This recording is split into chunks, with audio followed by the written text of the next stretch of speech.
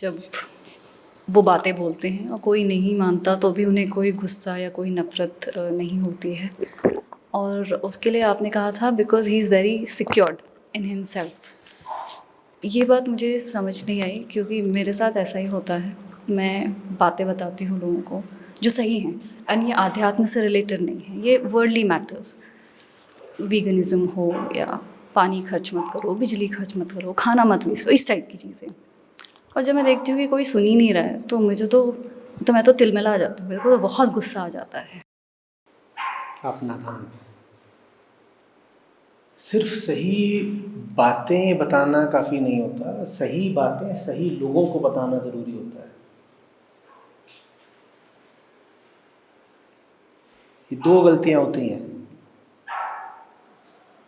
कि आपने गलत बातें बता दी, एक तो ये गलती है, और उतनी बड़ी गलती, शायद उससे ज़्यादा बड़ी गलती है कि आपने सही बातें बता दी लेकिन गलत लोगों को। ये काहे को करना है? क्यों?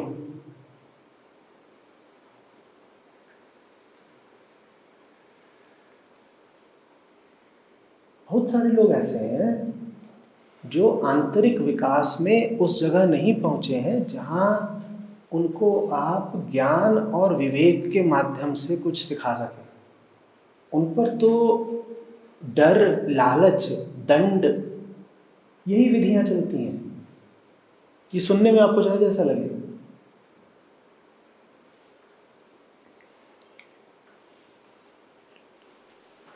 सामाजिक, सांसारिक, व्यवहारिक जीवन में दंड का उपयोग बिल्कुल है। नहीं तो न सरकारें चाहिए होती, न नियम कानून चाहिए होते, न पुलिस चाहिए होती, न सेना चाहिए होती, पर इनकी ज़रूरत पड़ती है। सड़कों पर पुलिस बंदोबस्त ना हो तो हम लोग यहाँ बैठकर बातें नहीं कर सकते। इस शहर का जैसा यातायात है, मैं इस जगह तक ही ना पहुँच पाऊँ अगर कुछ ट्रैफिक कर्मचारी खड़े होकर के यातायात नियंत्रित ना कर रहे हों। और नियंत्रण का मतलब यही होता है कि वो चालान काट सकते हैं, आपको उनकी बात सुननी पड़ेगी। उनके पास चालान काटने का अधिकार ना हो या वाहन जब्त कर लेने का अधिकार ना हो तो उनकी सुनेगा कौन? और जो काम 200 रुपये का चालान कर सकता है, वो काम 200 रुपये की ही भगवत गीता की प्रति नहीं कर पाएगी उन लोगों के लिए। एक से एक हुनरमंद ड्राइवर होते हैं, वो सड़कों पर बदतमीजियां कर रहे हैं, तुम उनके हाथ में गीता दोगे, तुम्हें लगता है कुछ फर्क पड़ जाएगा? हाँ, जब ट्रैफिक पुलिस सामने खड़ी होती है वो कहती है लाइसेंस प्लीज, तो एकदम सीधे हो जाते हैं। कभी चचा बोलेंगे, कभी सर बोलेंगे।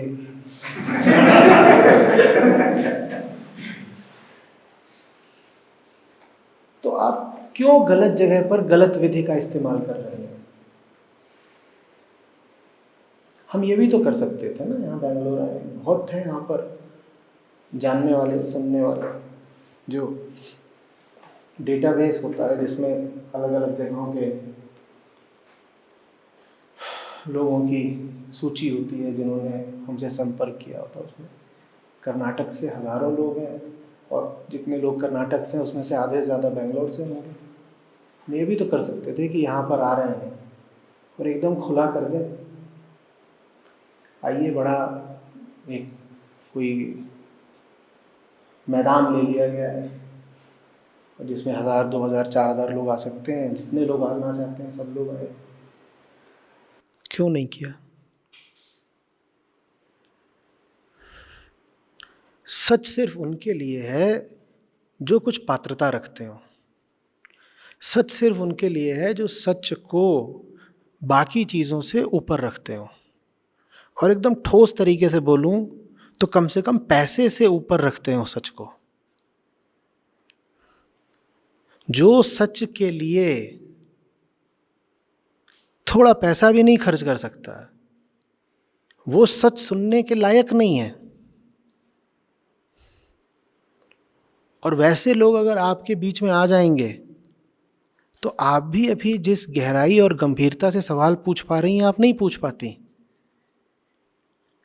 आप कल्पना करिए यहाँ पे अभी 500 लोग बैठे होते हो, पीछे बैठे हुए हैं ऐसे ही मुफ्ती है, वो घुसाए हैं कि चलो ठीक है जाते हैं, हींग लगे ना फिटकरी, थोड़ी देर बैठ करके लौट आएंगे।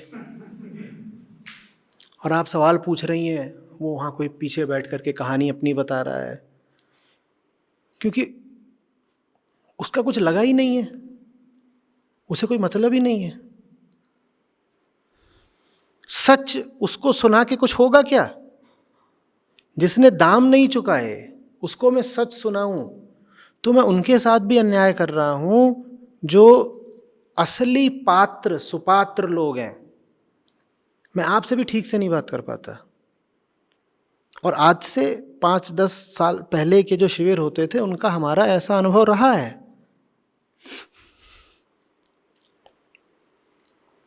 तब खुला दरवाजा होता था, ओपन डोर पॉलिसी भी रही है कि आइए जो भी आना चाहता आओ, बैठो बैठो चलो।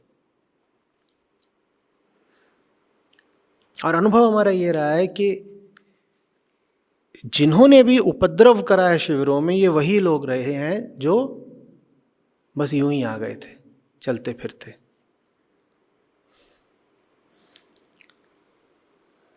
पूरी गीता अर्जुन को दे देने के बाद कृष्ण जो 1-2 आखिरी बातें बोलते हैं 18वें अध्याय में, वो ये है कि अर्जुन, किसी ऐसे को तुम ये बातें मत बता देना जो मुझ में श्रद्धा नहीं रखता। सबके लिए थोड़े ही है गीता, सबके लिए तो कुछ भी नहीं होता। गीता कैसे हो जाएगी भाई? आप दूसरे को गीता के माध्यम से कुछ अच्छा देना चाहते हो ना, ठीक है, दूसरे को आप अच्छा देना चाहते हो, इसमें आपकी सज्जनता है। आप एक अच्छी इंसान हैं, आप दूसरे की भलाई करना चाहती हैं, आप उसे कुछ ज्ञान दे रही हैं, पर आप ये समझ ही नहीं रही हैं कि उसकी भलाई इस ज्ञान के माध्यम से नहीं होनी है। शायद उसकी भलाई भय के माध्यम से होनी है या दंड के माध्यम से होनी है। वो अभी इस स्थिति में ही नहीं है कि वो सीधे सीधे ज्ञान को ग्रहण कर सके। वो जिस स्थिति में है उसके साथ वैसा ही बर्ताव होना चाहिए, इसी में उसकी भलाई है। समझ में आ रही है बात? शराब पीकर ओवर स्पीडिंग कर रहे थे, किसी ने उनके हाथ में गीता दी, गीता उन्होंने ली, ऐसे देखी और ऐसे उछाल दी पिछली सीट पर कि अरे छोड़ो। उनका कुछ भला हुआ? नहीं हुआ। और जिस तरीके से ओवर स्पीडिंग कर रहे थे, थोड़ी देर में भिड़ते और मरते। लेकिन आगे उनको मिल गया पुलिस वाला, और पुलिस वाले ने चालान भी काटा और बढ़िया डांट भी बताई, तो नशा भी थोड़ा उतर गया, थोड़े होश में आ गए, गाड़ी की गति आगे कम कर दी। बताइए, इनकी जान गीता ने बचाई या पुलिस ने बचाई?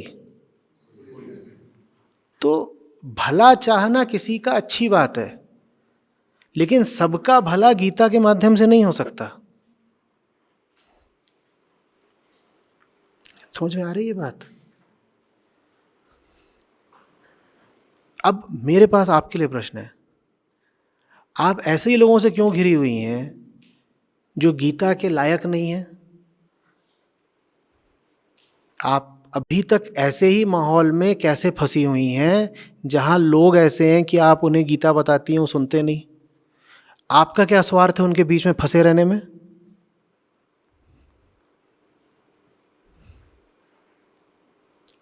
वो नहीं सुधरेंगे गीता सुन के, कुछ दिनों में आप जरूर गीता छोड़ देंगी।